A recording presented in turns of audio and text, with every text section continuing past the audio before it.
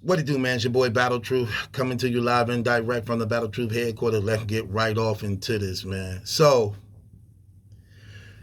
Jprince gone $1 million worth of game with his family, and it appears that after the death of Takeoff, shots are being fired from both camps, the Migos camps and the Prince family camp.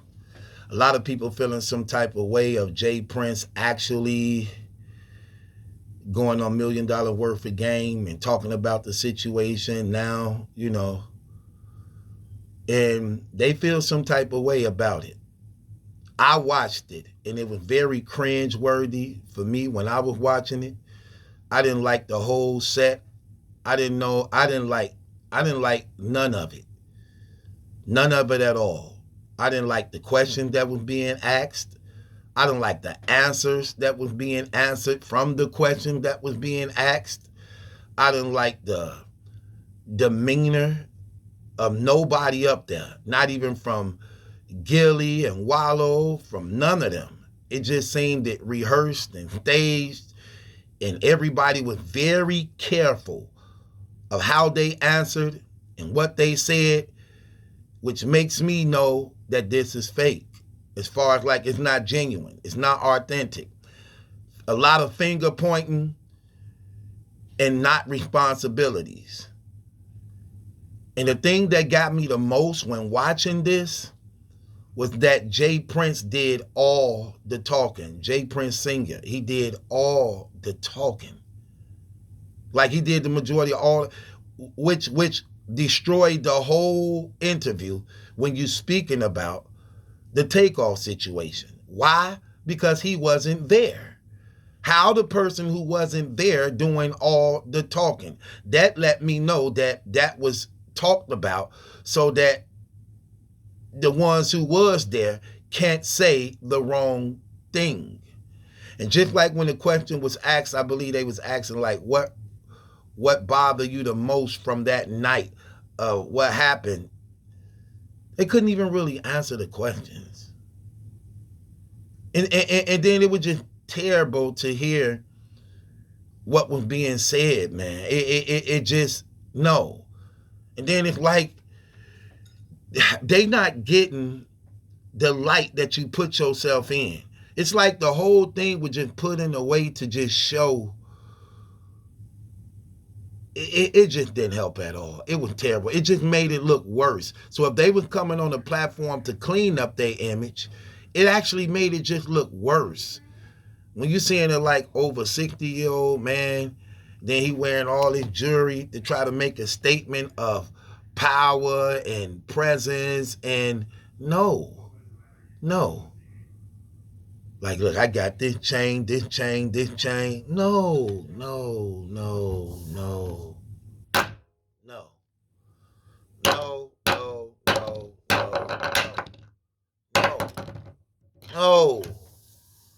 That I didn't like how that looked. Everybody in there purposely put on a whole lot of jewelry to show, we're about business. No. Especially when somebody lost their life. A few people could have lost their life. You got to be more humble than that. And Senior shouldn't be doing the talking because he wasn't there. So he going by everything that his sons and them telling him as a result of them not wanting to be in trouble with him. But as a father, he going to do what a father's supposed to do because he know his sons and them ain't wise enough to actually handle these type of situations without incriminating themselves. So that's why he came there. That's why he was like, you could tell that was already rehearsed. Look, let me do all the talking. But that actually make them look bad because you wasn't there to be doing all the talking. You wasn't there to be doing all the talking. You're going by hearsay. That's what you're going by.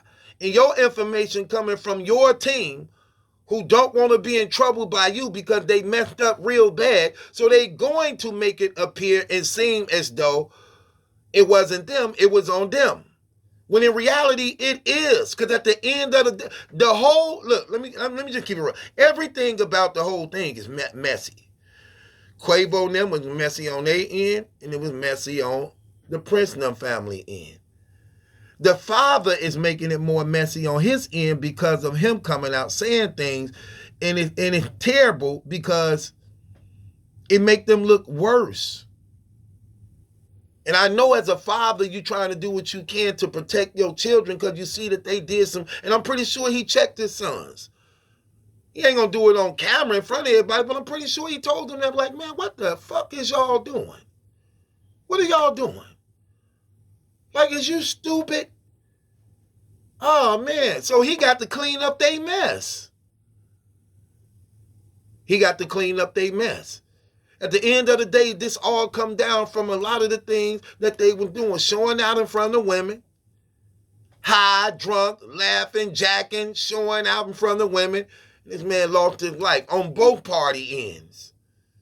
On both party ends. Both of them to blame. Each party is to blame. Quavo for not being aware of his surroundings to the point that you have to understand you shouldn't have been in the presence of some people. You are multi-millionaire. You are multi-millionaire. And you sitting up here in a private party with a lot of nobodies. Literally. That ain't how millionaires walk. You're supposed to be around money. All money. All money. Especially if you're in a private setting. And you out of town? No. I want to know everybody in a private party. If I'm a multi-millionaire dude, if I'm going to a private party, there's only 40 people of us going to be there, I better know everybody in this party. That's the purpose of it being a private party. Everybody not invited. And if you invite me and I'm a multi-millionaire type nigga, I need to know who the security is, my security coming in. Who is these niggas over here? I don't know these dudes. Who are they? Who are them? They broke too? Oh, no, I'm not finna be in here. Matter of fact, I'm sending my people to scope that out the gate. You just can't bring anybody around me. Because that's why these things happen. You got to bring people around you that got more at risk just like you got at risk. A broke nigga ain't got nothing at risk. That's why you didn't care about killing him. He's a broke nigga. Let it been a person of money. It's a lot at stake doing something so careless. And you ain't willing to risk that to go back to nothing. Money stay around money. So Quavo done messed up big time right there. And you damn sure don't argue with people in their own city. And you ain't in your hometown. That's the same thing happened with T.I. that got his best friend killed. You in somebody else's town and city and you trying to beef with these dudes, you out of your element. They know the back roads. They know the clubs. They know the club owners. These niggas got money too. So they know how to get around things, get things in and out that you can't. No, you got to be smarter than that. You got to be smarter than that. So that was terrible on their end. Then it was terrible on the Prince and them family end for the simple fact that you got to have people in more control of that. If these are guests and they here and they with us, you ain't finna be arguing with them. Shut your fucking mouth. Matter of fact, you shouldn't even be here. Excuse yourself. In fact, you putting a protection team around them. Like, hey, I'm glad y'all came down for my brother's birthday. Appreciate you. Hey, they gonna be y'all chaperone. You. Stay with him at all times. You make sure, get them whatever they ask for, whatever they want, and may no harm be done to them when it's gonna be done to you. That's what it means to be up under us when you come see us. That's how it's supposed to be. You put that protection around them. And everybody know what it is. This is our guest. And therefore, how you treat them is an example of how you treat and respect me. You disrespect them, you disrespecting me. You show them love, you showing me love. Because they my guests. They're here because of us. That's how that works. That's how that works. Um, I just think the whole thing was a mess. And it's just terrible to see. Now, from what I was hearing, Jprince Sr. was saying that show off, Offset, I'm sorry. Offset was saying a lot of things behind the scene, like sneak dissing and blaming and pointing finger type stuff. He basically wanted to call him out on that, but do it publicly. I think that was terrible to do, because if he doing it secretly behind the scenes and word get back to you about it, long as he ain't go public with it, I don't see why you would go public with it to actually bring the attention that you bringing on it. That's still gonna make you look bad, because they're gonna have Offset them side before yours, because his cousin was killed. Their cousin was killed. So they're gonna sympathize with them more than sympathizing with you. Nobody care about what he said about you. Nobody care about the sneak this, and nobody care about the finger point that they doing on your son's behalf. They don't care about that. So when you made it public to try to get the people to side with you, even if you telling the truth, because the situation is so tragic, nobody cares about what you have to say, even though it's the truth that they may be lying or shading you in some type of way. They looking at the loss that was took behind the shade. And no matter what you say, they want somebody to be blamed for that. So I think that was terrible, and that was a wrong choice of decision to go public and make that known like that.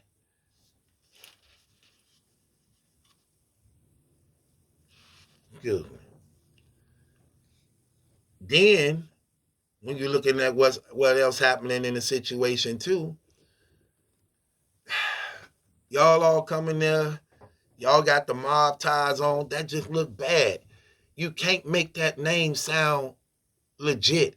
You can't make it sound professional. You can't make it sound business. Because when we see mob, that's what it means. That's what it means. What they say that it mean, moving the bosses together, independent, something. That sound good, but no, it don't work like that. It don't work like that. You know what I'm saying? Even though you trying to say, no, it mean this. No, it means what we see it say. Mob ties. Because we know the gang affiliation that's involved. So you can't, man, listen, y'all can't play with the feds. You can't play with the government. That stuff don't mean nothing. And I guarantee you, y'all on that radar. And what's gonna hurt y'all in the long run is when you're dealing with these RICO laws, that's for anybody that's involved in criminal activity. All they have to do is prove that you had the knowledge of it. That's all they have to prove. That you had the knowledge of any illegal activity going on from anybody that's in mob ties, that's a part of the crew. And you can't vouch for everybody's life behind the scene. That's why it's so easy to get you brothers caught up in these RICO law indictments. Because at the end of the day, these 20, 30, 40, 100 guys you got, how many of them is actually legally legit? How many of them actually is still involved in the streets and in criminal activity? No matter how much legal money you making,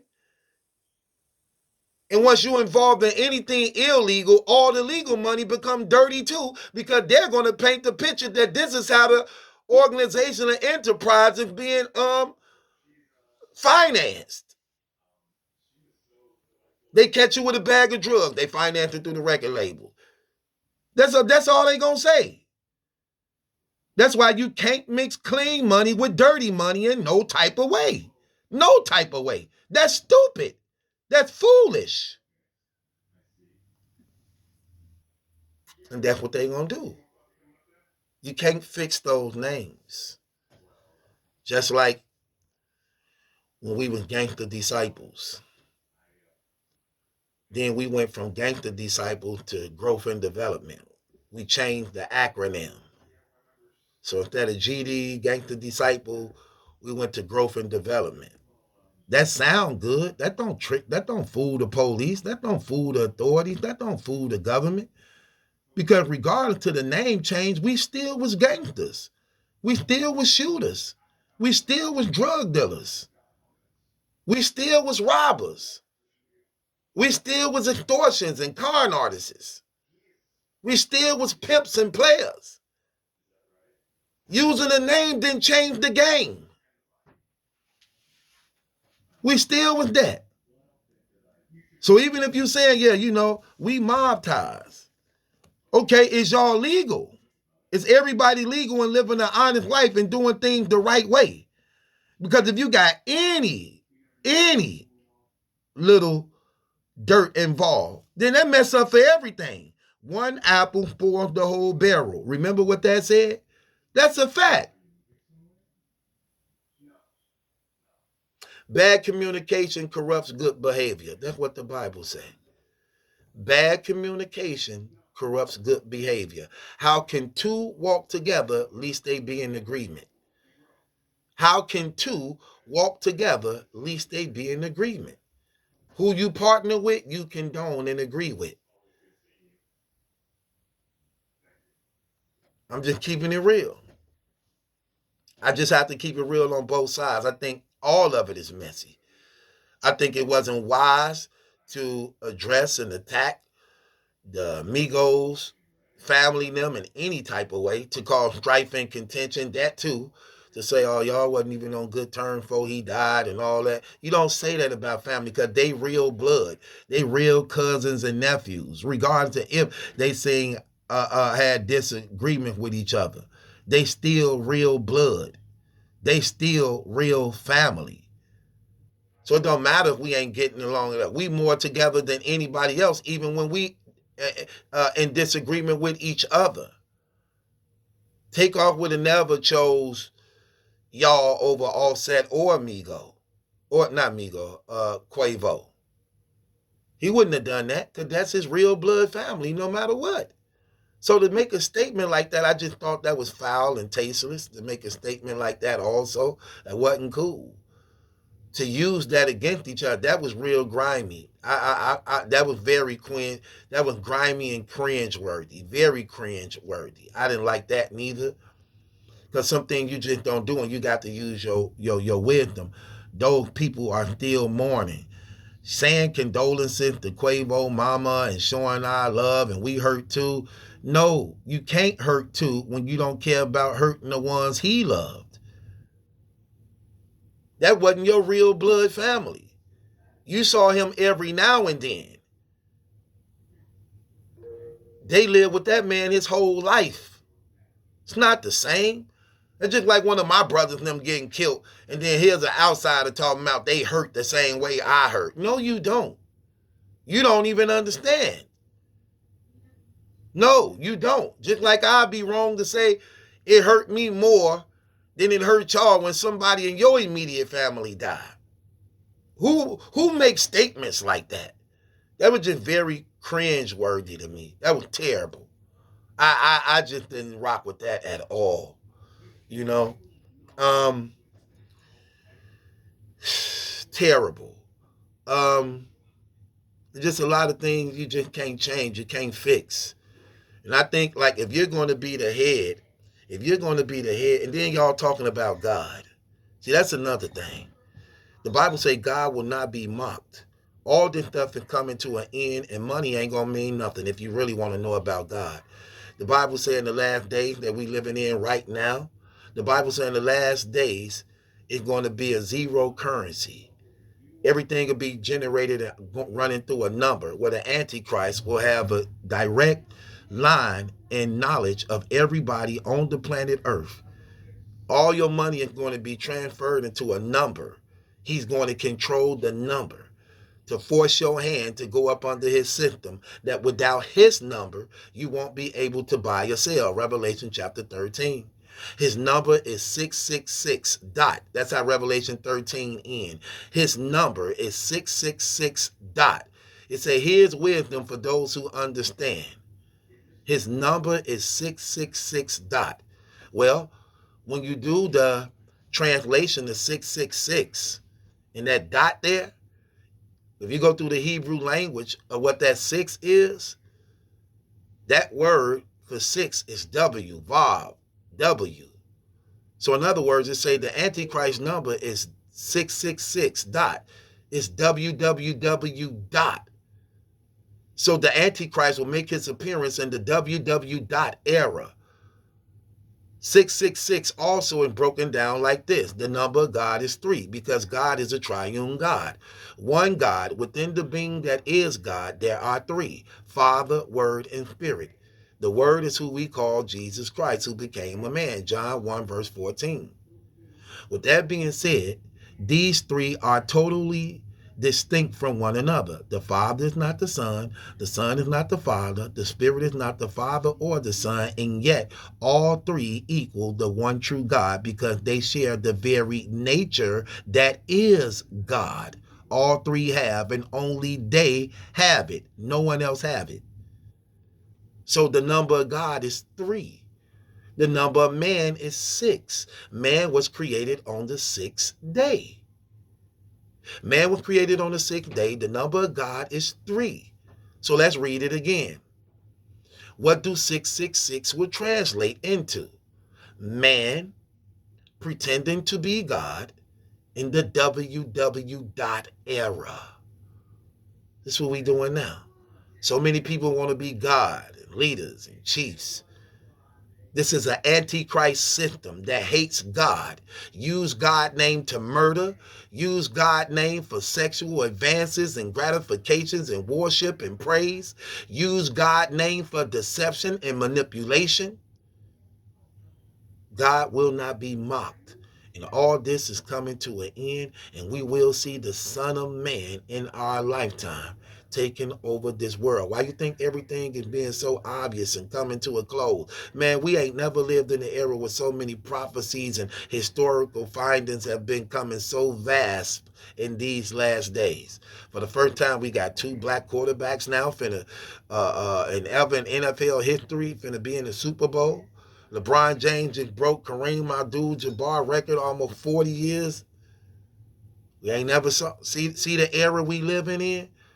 And I could just keep going with just more record-breaking historical things, and it's all coming in this damn era. Why? Because the Bible says what was in the dark gonna come in the light.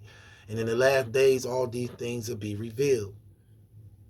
And you brothers need to stop playing with God, take him more seriously. If you're going to be in leadership, if you're going to have mob ties, then you should be telling them people about the Lord Jesus Christ. You should humble yourself, and they should see you walking before the Lord in complete honesty and truth, worshiping God and God alone, praising the Lord Jesus Christ and him alone, saving souls of everybody who following y'all that's under y'all influence, so that they can see the love of God perfected in y'all, so that they life can be changed and they can be saved, so you could know how to actually really support Quavo and them family in these time of needs, if the Spirit of God actually really dwell in you.